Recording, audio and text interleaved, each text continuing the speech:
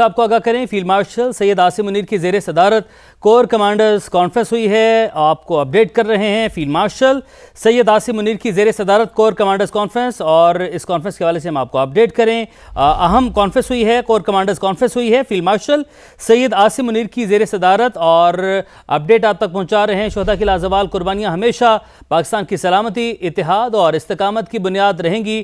Forum کا شہداء کے ایصال ثواب کے لیے فاتح خوانی کور کمانڈرز کانفرنس نے افغان طالبان رجیم کے زیر تسلط علاقوں سے پاکستان پر بھارتی حمایت یافتہ دہشت گرد گروپوں کے حملوں کی منصوبہ بندی اور مسلسل استعمال پر شدید تحفظات کا اظہار کیا ہے. خطے میں پائیدار امن و استحکام افغان طالبان کے زیر تسلط زمین پر بھارتی پراکسیوں کی روک تھام سے مشروط ہے.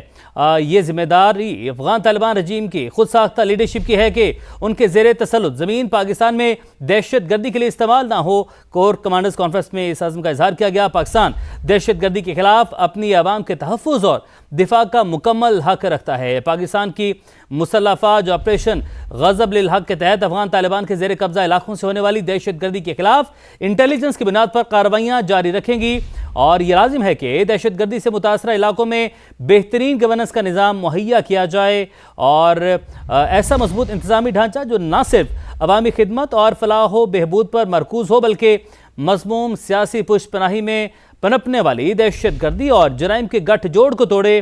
مار کے حق میں عبرتناک شکست کے بعد دشمن چاہتا ہے کہ کسی طرح ہائبرڈ وارفیئر اور جھوٹے بیانیوں کی مدد سے بدامنی پھیلائی جائے. بیرونی مدد سے انتشار پھیلانے والی ہر ایسی کوشش کو بغیر کسی پس و پیش کے سختی سے کچلا جائے گا. اس عزم کا اظہار کیا گیا اس کور کمانڈرز کانفرنس میں. علاقائی استحکام کو فروغ دینے اور کشیدگی میں کمی پر پاکستان کے تعمیری کردار کو خراج تحسین پیش کیا گیا. سمیرہ خان ہمارے ساتھ موجود ہیں, ان سے معلومات حاصل کرتے ہیں. سمیرہ, اس کور کمانڈرز کانفرنس میں کیا بات چیت ہوئی ہے, کیا اہم فیصلے کیے گئے, اس حوالے سے بھی ہمیں اپڈیٹ کیجیے گا. جی عمیر, شکریہ. اور سب سے پہلے جو آپ نے بات شروع کی وہیں سے آگے میں سب سے اہم نقطے پر آغاز کروں گی. کور کمانڈر کانفرنس نے افغان طالبان رجیم کے زیر تسلط علاقوں سے پاکستان پر بھارتی حمایت یافتہ دہشت گرد گروپوں کے حملوں کی منصوبہ بندی اور مسلسل استعمال پر شدید تحفظات کا اظہار کیا ہے.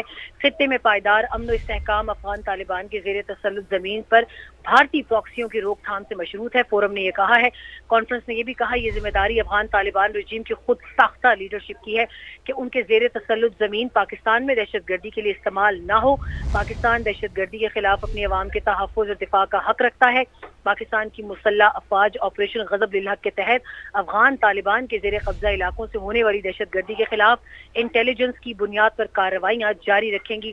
فورم نے کہا, یہ لازم ہے کہ دہشت گردوں سے متاثرہ علاقوں میں بہترین گورننس کا نظام مہیا کیا جائے. ایسا مضبوط انتظامی ڈھانچہ جو نہ صرف عوامی خدمت اور فلاح و بہبود پر مرکوز ہو بلکہ مضموم سیاسی پشت پناہی میں پنپنے والے دہشت گردی اور جرائم کے گٹھ جوڑ کو توڑے. کور کمانڈرز فورم نے کہا, مارکہ حق میں عبرتناک شکست کے بعد دشمن چاہتا ہے کہ کسی بھی طرح ہائبرڈ وارفیئر اور جھوٹے بیانیوں کی مدد سے بدامنی پھیلائی جائے. بیرونی مدد سے انتشار پھیلانے والی ہر ایسی کوشش کو بغیر کسی پس و پیش کے سختی سے کچلا جائے گا.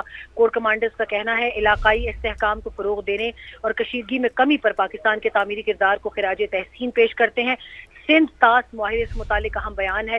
اس سے متعلق بھارت کے بیانات کا بھی نوٹس لیا ہے شرکاء کی کانفرنس نے, اور انہوں نے واضح کیا کہ قومی سلامتی کمیٹی کی 24 اپریل 2025 کی ہدایت اس بارے میں مکمل رہنمائی فراہم کرتی ہے. افواج پاکستان حکومتی ہدایات اور پاکستانی عوام کی امنگوں کے مطابق پاکستان کے جائز پانی کے حصے کی دستیابی کو یقینی بنانے کے لیے تمام ضروری اقدامات کرنے سے قطعاً گریز نہیں کریں گے. بہت اہم بیان ہے. کشمیر پاکستان کی شاہرگ ہے. خطے کی امن کا انحصار کشمیریوں کو اقوام متحدہ کی سلامتی کونسل کی قراردادوں کے مطابق ان کا ناقابل تنسیق حق خود ارادیت فراہم کرنے پر ہے. تمام کمانڈرز جنگ کے بدلتے ہوئے کردار کے مطابق ملٹی ڈومین ٹرانسفارمیشن پلان پر تیزی سے عمل کریں. فیلڈ مارشل کی یہ ہدایت ہے, اور فیلڈ مارشل عاصم منیر نے کہا ہے کہ پاکستان کی خود مختاری اور قومی مفادات کا ہر قیمت پر تحفظ یقینی بنایا جائے. عمیرات کی کور کمانڈرز کانفرنس میں سندھ طاس معاہدے کے حوالے سے بہت اہم بیان ہے, اور مزید بھی اگر ٹائم ملا تو آگے ہم اپنے انالیسس میں آپ کو بتا سکتے ہیں کہ یہ کیوں کہا گیا ہے, اور اس کے علاوہ افغانستان سے اٹھنے والی دہشت گردی کی لہر کا नोटिस लिया गया है। और ये भी मैं आपको बता दूं कि कभी उम्मीद है कि पाकिस्तान ऑपरेशन गजब बिल हक के तहत अपनी कार्रवाइयों को तेज करेगा दहशतगर्दों के खिलाफ। ठीक है सुमेरा, हमारे साथ ही मौजूद है, आपसे मजीद मालूमात भी हासिल करते हैं और अपने नाज़रीन को एक मरतबा सैयद आसिम मुनीर की ज़ेर सदारत कोर कमांडर्स कॉन्फ्रेंस हुई। शोहदा की कुर्बानियाँ पाकिस्तान की सलामती और इत्तेहाद की बुनियाद करार दी गई। अफगान सरजमीन के पाकिस्तान के खिलाफ इस्तेमाल पर शदीद तहफ़्फ़ुज़ात का इजहार किया गया। पायदार अमन भारतीय प्रॉक्सीज़ की रोकथाम से मशरूत किया गया है। सरजमीन का दहशतगर्दी के लिए इस्तेमाल रोकना अफगान तालिबान रेजीम की जिम्मेदारी है और पाकिस्तान दहशतगर्दी के खिलाफ अवाम के तहफ़्फ़ुज़ और दिफा का हक रखता है। इसके अलावा सिंध ताश माहदे के हवाले से भी जो है वो अहम बातचीत की गई है। सुमेरा, सिंध ताश माहदे के हवाले से भी वाज़ेह पैगाम दे दिया गया है भारत को, वो क्या पैगाम दिया गया है, क्या मैसेज दिया गया है, ये भी बताइएगा। जी उमैर, बहुत वाज़ेह पैगाम है। आपने देखा होगा अब से कुछ दिन कबल एक बहुत अहम कॉन्फ्रेंस भी मुनक़िद की गई थी इस्लामाबाद में जिना कन्वेंशन सेंटर में। वो भी इंडस वाटर ट्रीटी, उसके तमाम तर मुमकिन इक़दामात, उसके मुस्तक़बिल के हवाले से एक मुकम्मल डिस्कशन थी।